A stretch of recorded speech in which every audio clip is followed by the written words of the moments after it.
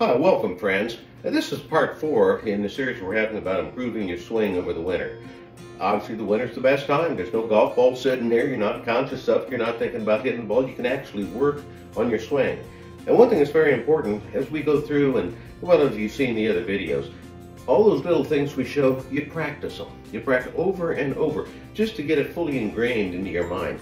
These are things you can't do on a range. You can't think about that because you're so concentrating on hitting the golf ball.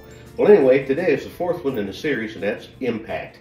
Now, there's only one ideal impact position, period. And I don't care what swing method you use, one thing they all have in common is you'll be in the same exact position at impact. It's the ideal impact position. The only difference between the swing methods is how you get to that position.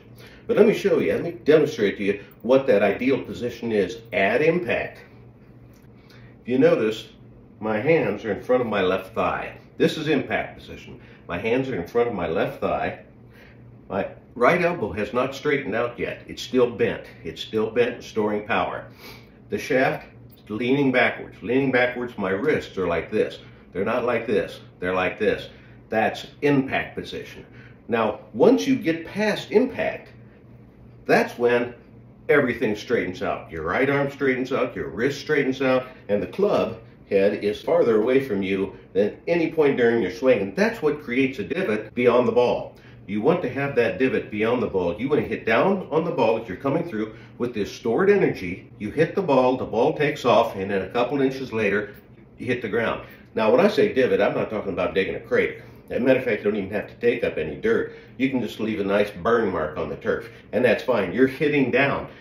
The reason it's like this, the reason you're in this position and not fully extended, is because when you make your swing, all that stored energy is building up, building up. And when you come around in your downswing, you just turn your shoulders, and then you get to here, and then your arms go loose.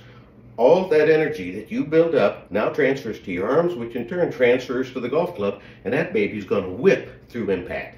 Now, at this point, this is just before you get to the full release point, okay? At this point, what's true?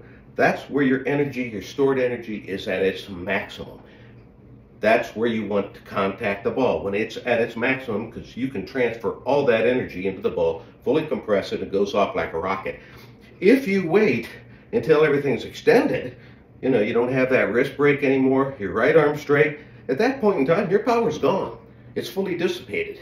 So consequently, if you're taking your divot or your burn mark and it's right underneath the ball, got news. You've just lost about 80% of your potential power. If it's behind the ball, you're in big trouble anyway.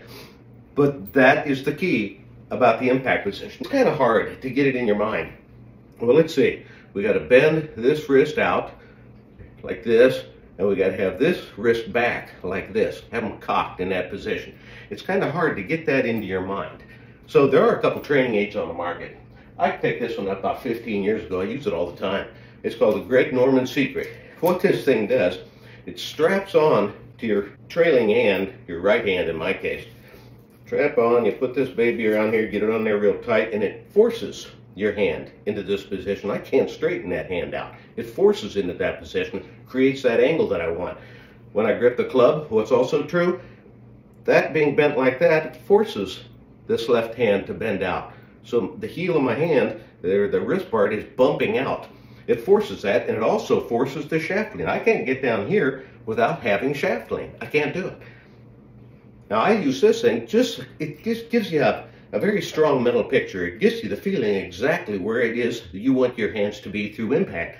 So you know what, there again, you either use this, don't use this, but concentrate on that big wrist cock there. Concentrate it on as you're coming into the ball and as you're practicing. And pretty soon it'll get ingrained. I still use this after all these years.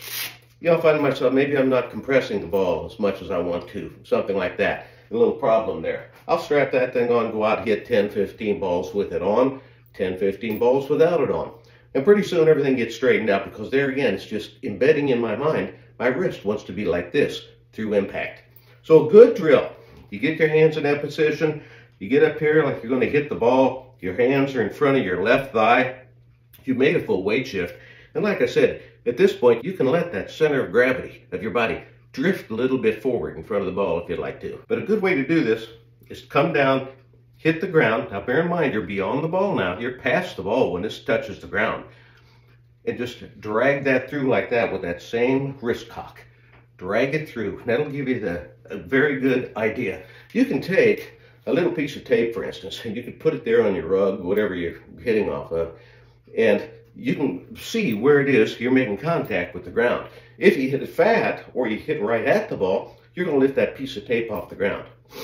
That's impact position. It's very important. Matter of fact, it's key to the entire swing. That's where everything comes together. The second thing is follow through. The ball's gone. You follow through with as much force as you can possibly muster. Why? Because you're continuing that momentum. You're telling your mind, keep the momentum going, keep everything going all the way through. A lot of guys, they'll hit the ball and then they sit there and they stop. Well, if you stop, you'll get that ingrained in your muscle memory. And what's true, every time you take a swing, you'll automatically stop there. So when you get to impact, you're automatically trying to slow down because you know you're going to stop here. No. Take that baby, whip it all the way around, get it way up over your head. I mean, seriously, get that thing. I mean, you see some of these pros, they'll actually touch their back with the club, and that's fine. The more you can do that, the better. But the point is to keep the momentum going. Never, ever slow down. Well, I hope that helps you a little bit. I'm going to come up with the last video on this series to kind of tie everything together and so on and so forth. But thank you for watching. Make sure you hit the like and subscribe button, and we'll see you in the next video. Thank you.